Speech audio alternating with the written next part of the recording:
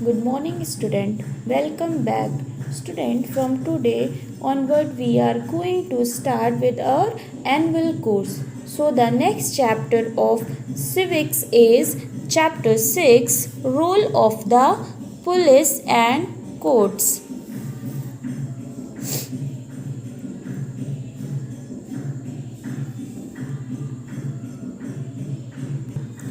So, students, let's start reading this chapter. First is introduction. The police play a vital role in our society in the maintaining law and order. मतलब police क्या करती है, एक महत्वपूर्ण भूमिका निभाती है. वाइटल रोल का मीनिंग होता है महत्वपूर्ण भूमिका. वाइटल रोल निभाती है किसमें, सोसाइटी में लॉ और ऑर्डर को मेंटेन करने के लिए.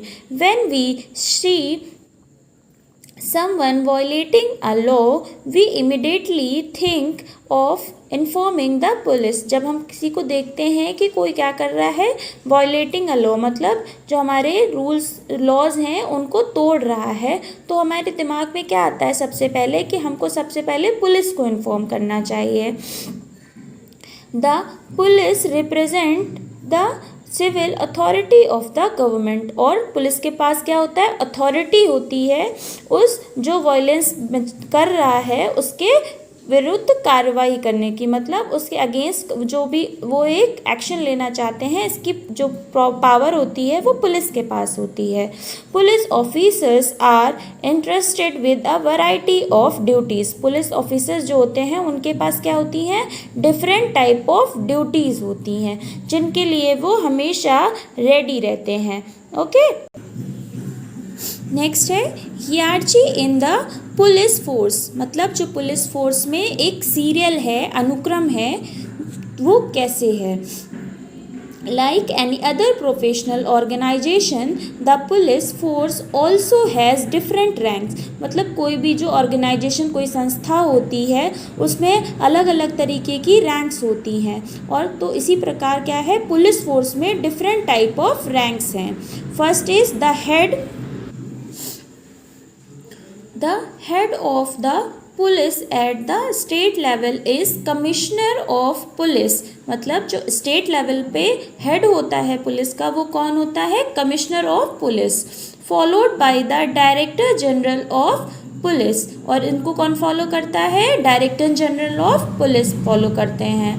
The superintendent of police is. फिर डायरेक्टर जनरल को कौन फॉलो करता है, सुपरिटेंडेंट फॉलो करते हैं. सुपरिटेंडेंट को कौन फॉलो करेगा, द पुलिस इंस्पेक्टर. फिर इनको कौन फॉलो करता है, the sub inspector. The sub inspector को कौन, सब इंस्पेक्टर को फॉलो करेगा, the head constable. The head constable follow करेगा. ठीक है, फिर हेड कांस्टेबल को कांस्टेबल फॉलो करे. ओके, मतलब ये रैंक है, ये जो कि एक पुलिस टीम है एक तरीके से जो एक दूसरे से साथ रह के पूरा वर्क करती है. फिर देखते हैं आगे. Everybody works together as a team to maintain law and order in our country. और सब लोग क्या करते हैं, एक साथ मिलके एक टीम की तरीके से वर्क करते हैं. किस लिए, अपनी कंट्री में लॉ और ऑर्डर को मेंटेन करने के लिए. फिर नेक्स्ट हम आते हैं फंक्शंस ऑफ द पुलिस. ठीक है, कि जो पुलिस है उसके फंक्शंस क्या क्या हैं, उसका काम क्या है. Some important duties performed by the police are listed below. मतलब जो पुलिस की कुछ इम्पॉर्टेंट ड्यूटीज़ हैं वो क्या नीचे लिखी हुई हैं. फर्स्ट है to maintain law and order in our country. वो क्या करती है, कंट्री में लॉ और ऑर्डर को मेंटेन करती है. To prevent crimes and control terrorist activities. क्या करती है, क्राइम्स को कम करती है, बचाती है क्राइम्स से, और कंट्रोल करती है टेररिस्ट एक्टिविटीज़ को. To protect public properties including roads, railways, bridge, its extra, and against acts of violence और एनी काइंड ऑफ अटैक। क्या करती है? पब्लिक प्रॉपर्टीज़ को बचाती है। जैसे कि उसमें कौन कौन सी चीज़ आ जाती हैं? रोड्स आती हैं, रेलवेज आते हैं, ब्रिज आ जाते हैं। ये सारी चीज़ों को क्या करती है? पुलिस प्रोटेक्ट करती है और उनको बचाती भी है। किससे? अटैक से।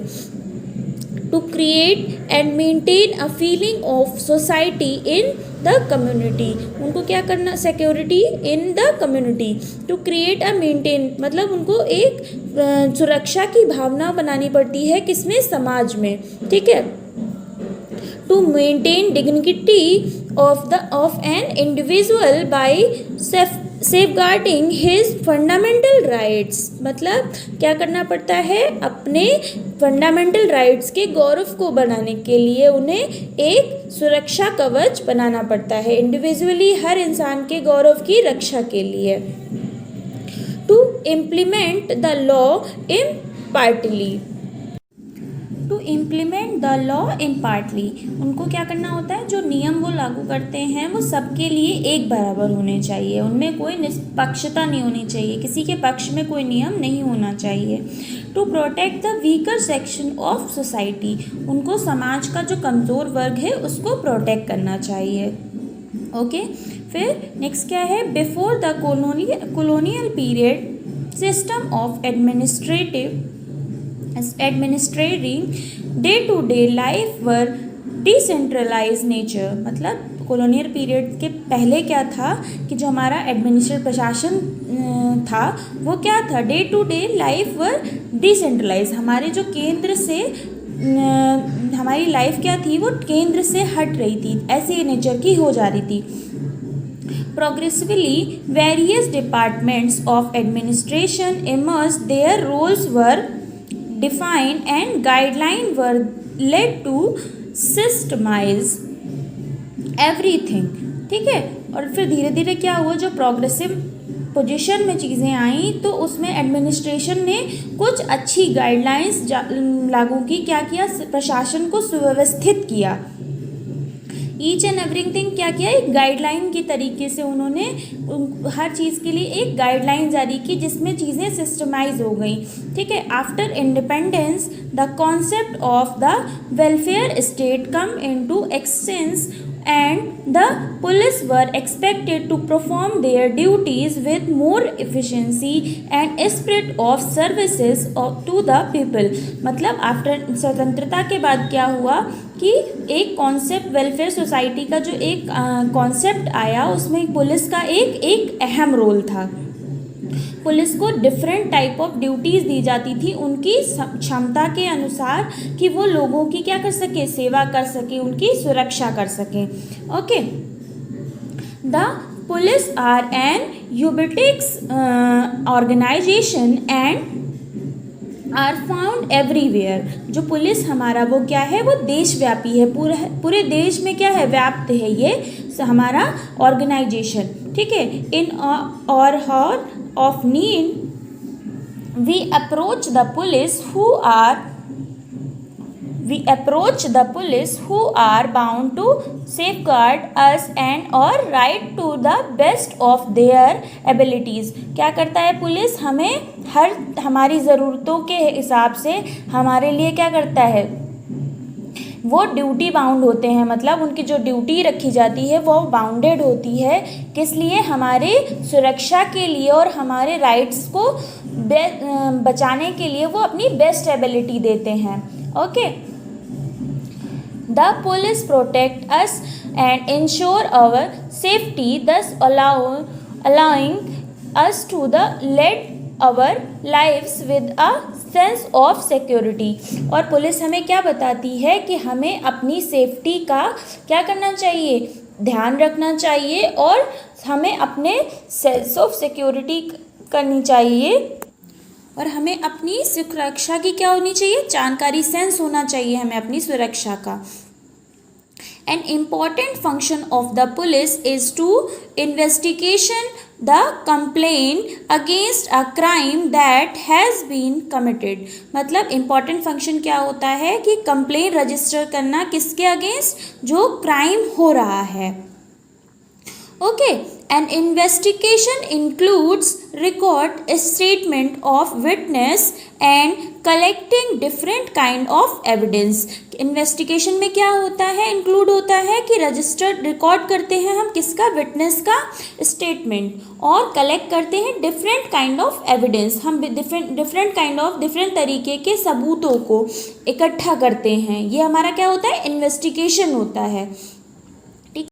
On the basis of investigation, मतलब इन्वेस्टिगेशन के आधार पे पुलिस क्या करती है, the police form an opinion if the police think that the evidence proof the culpability of the accused. मतलब अगर दोषी का गुनहगार साबित करने के लिए, गुनाह साबित करने के लिए एविडेंस क्या है, पर्याप्त हैं उनके पास, then they file a chargesheet in the court. तो वो क्या करते हैं, एक चार्जशीट फाइल करते हैं कोर्ट में. A chargesheet is a formal document of accusation prepared law enforcement agencies in India. ये चार्जशीट जो होती है वो क्या करती है, एक फॉर्मल डॉक्यूमेंट होती है किस चीज़ के लिए, कि ये एक लॉ इन्फोर्समेंट एजेंसीज का एक फॉर्मल डॉक्यूमेंट है. मतलब जिससे हम अब ये चार्जशीट अपने कोर्ट में पेश कर सकते हैं, किसके आधार पर, सबूतों के आधार पर.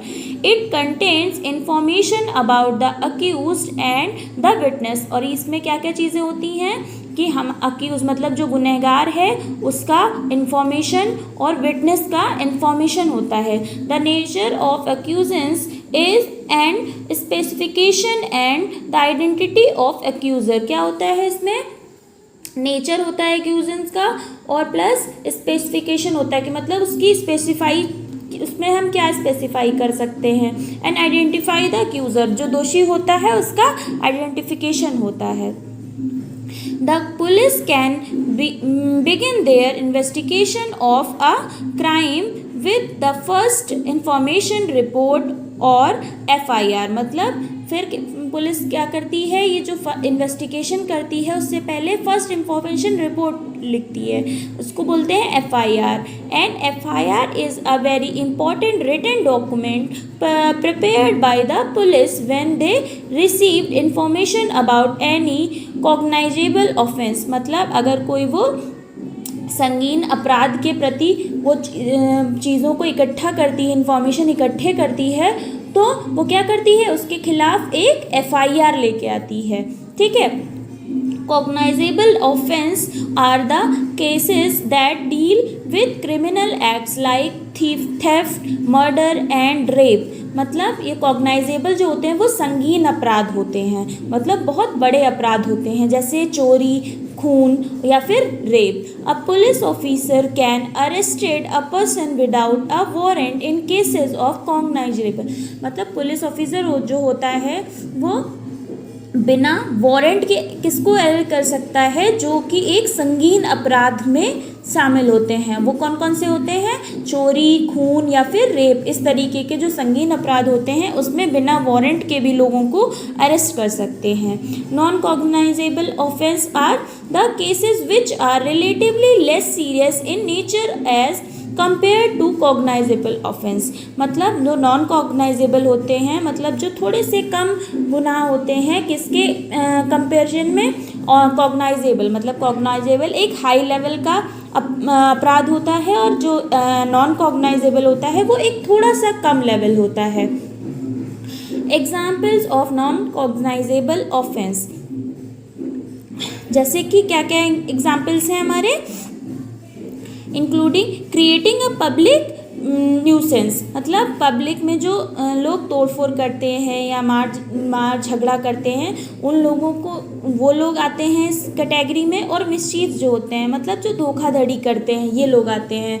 The police can not register criminal cases और conduct arrest in case of non. मतलब पुलिस क्या कर सकती है इस केस में, नॉन कॉग्नाइजेबल ऑफेंस में क्या करती है, ना ही रजिस्टर कर सकती है FIR और ना ही अरेस्ट कर सकती है उनको. Okay, I hope you all have understand the topic that we have covered today. Thank you class.